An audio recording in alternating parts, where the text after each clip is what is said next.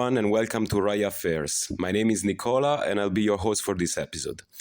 Raya is a youth-led international think tank that translates the abstract world of international affairs by simplifying rather than generalizing. Raya is a place where you come to learn about the stories and worries of political leaders, the behind-the-scenes of decision-makers, and how politics impacts and changes your life. This is Raya Affairs, filling you in wherever you are. As always, I would like to start with a disclaimer that expressed opinion in this episode are welcome, even though they are not a direct reflection of Raya, as we specialize in unbiased writing. In today's episode, we will be talking about the environmental politics of Brazil, focusing on Brazilian President Luiz Inácio Lula da Silva and on his efforts to limit deforestation in the Amazon. Joining me today to discuss this topic is Chiara Ausenda, who recently wrote an article on Lula's deforestation policy. Hello, Chiara. Thank you very much for joining me. Would you like to introduce yourself? Hello, I'm Chiara. Thank you for having me, Nicola. I am an analyst at Raya, and I specialize on climate change and security. Thank you very much for the introduction, Chiara. Before we start to talk about today's topic, I'll ask you to answer our usual ice-breaking question. Could you tell us which leader, either dead or alive, who has impacted the world, would you want to have a conversation with, and why? I guess my leader of choice would be Enrico Berlinguer. He was a great Italian politician, and I would love to hear his thoughts on Italy nowadays. Wow, yeah, that's very interesting. As an Italian as well, I have to say that, yeah, I'd like as well to have a conversation with him, because I think he has been, in Italian politics, probably one of the figures, one of the most interesting figures of the last years. So thank you very much. And now I would say that we can start our conversation about your article. And I have to say that I was very much looking forward to recording this episode with you, as I read some of your articles in the past and I always found them super interesting. So I'm super excited to be here with you today. So we're talking about environmental politics in Brazil, and more precisely the efforts by President Lula in trying to limit deforestation in the Amazon. So Lula's deforestation policy made headlines for its ambitious goals, and particularly his promise to end deforestation by 2030. He has seen some success, but your article points out that many are questioning his commitment. So can you tell us a bit more about why there is this growing skepticism towards Lula? Of course. Well, first of all, many of the environmental protection agencies that are involved into actually curbing deforestation have been striking because of a lack of funding, which is extremely concerning. Many also believe that Amazon is being tokenized as this symbol of environmental protection, where there should be other concerns, policy concerns for Lula. And lastly, indigenous people are still under threat and are still being attacked nowadays in Brazilian politics, which makes his overall promises, electoral promises, look a little bit more questioning. Okay, so there is a variety of factors involved in this process of growing skepticism. And in your article, you also mentioned that Congress, as well as law enforcement in Brazil and the military as well, have posed major challenges to Lula in his first year in government. So could you expand on how these forces are limiting Lula's environmental action? The Brazilian Congress, at first, is still very conservative and is heavily influenced by lobbying groups, which in Brazil are massive, especially those linked with the agribusiness sector.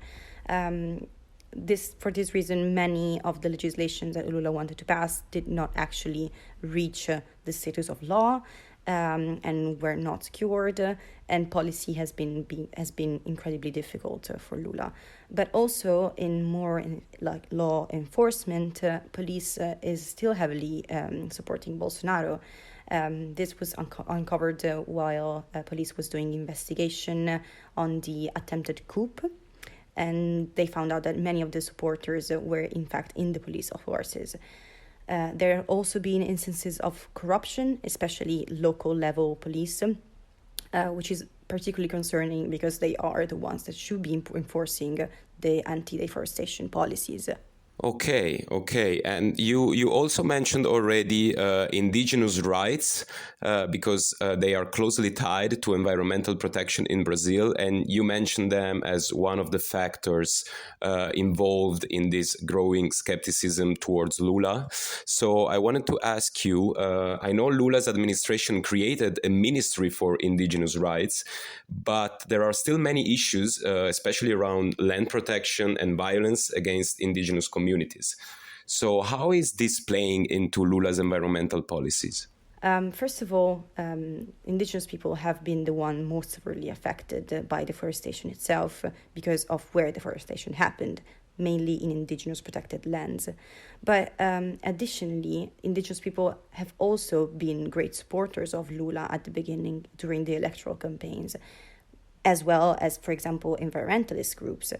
A failure to live up to the promises that he made could be a serious harm to his Workers' Party, but also to Lula himself. And at the same time, Lula has been pushing for development. It has been one of his cornerstones of his political career, and development of both urban but also rural and agricultural Brazil.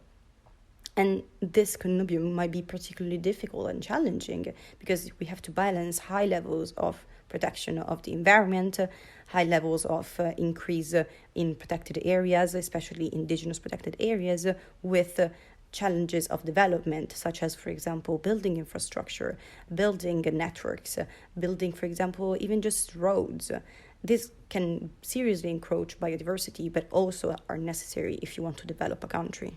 Okay, yeah, this is definitely playing a big role in the situation in Brazil.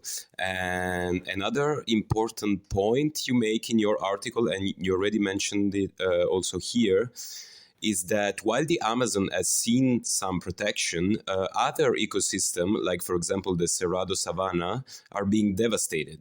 So why is this happening, and how is it impacting Lula's environmental credibility in Brazil and more in general on a global scale? Well, why is it happening is basically because Brazil is still fueling and is still the aim of so much of the agribusiness, and there is still a need for deforestation because there is still a need for land and an increase in agriculture, especially soy, especially like intense monocultures. And these are all things that require land, and they consume a very high amount of land because they also erode land.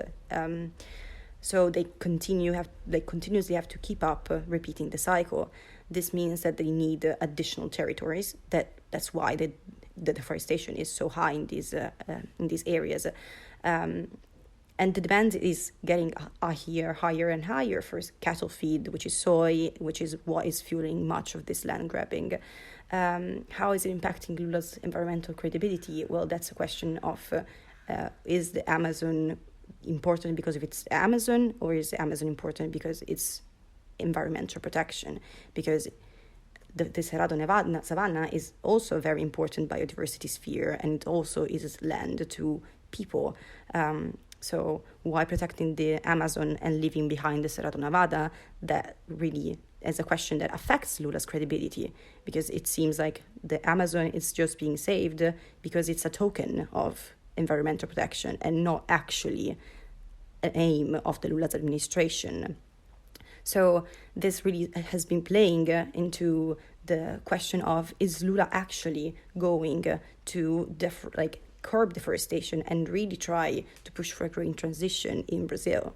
Okay, wow, yeah, that's really true and very interesting. I think that makes a lot of sense when we are looking at the growing skepticism towards Lula's commitment in trying to curb deforestation, because it seems that while the Amazon has been given a lot of attention, being a kind of a token, a representation of environmental protection in Brazil, other ecosystems they're not receiving the same kind of attention, and that's kind of a sign of, let's say, at least it makes sense to have some doubts about the Lula's commitment to deforestation in general in Brazil and environmental protection in general in Brazil and on a global scale.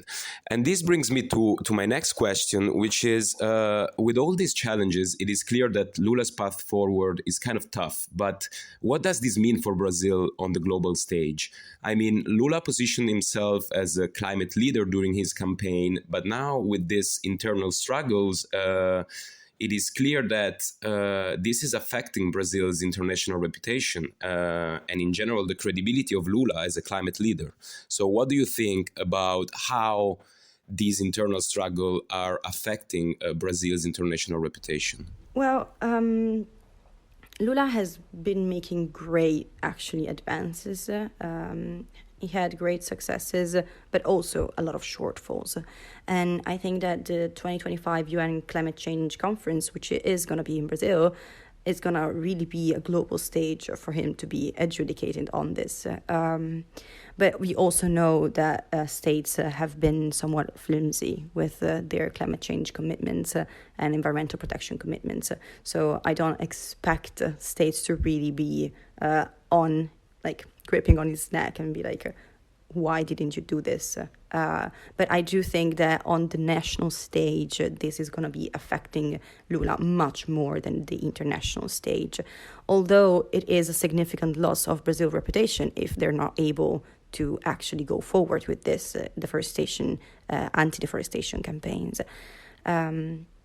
So yeah, we have to look out for national more than international consequences, I think.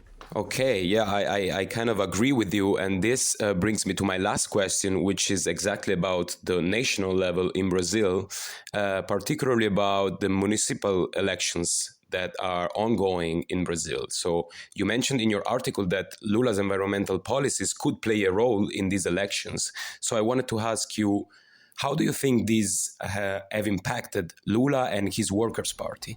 Well, the Worker Party has not performed greatly in this election, and actually we have seen the Bolsonaro's party, the Liberal Party, winning 2 state capitals, which is a bad sign for Lula because they also went to runoff elections in 9 other cities. This is quite concerning. Lula got into government with a quite strong support. But this is a sign that this support might be wavering. And of course, this is it's for a variety of reasons. There is still economic crisis, but also the green transition is not giving what it promised. Lula promised a lot on this green transition, and this might not be the case. So I think these elections really spoke of a discontent that the Workers' Party and Lula himself is actually facing. Okay, thank you very much, Chiara, for sharing these insights with me. And I think that with this, we can end today's episode. Thank you very much, Chiara, for joining me. Thank you very much, Nicola, for having me. This was lovely. Yeah, I think this conversation really highlighted the complexity of environmental politics in Brazil today, and it will be definitely fascinating to see how things will unfold in the future. To our listeners, make sure to check out Chiara's article at rayagroup.org and to follow us on social media to receive updates on new articles and contents. Thank you very much for listening, and I'll see you next time.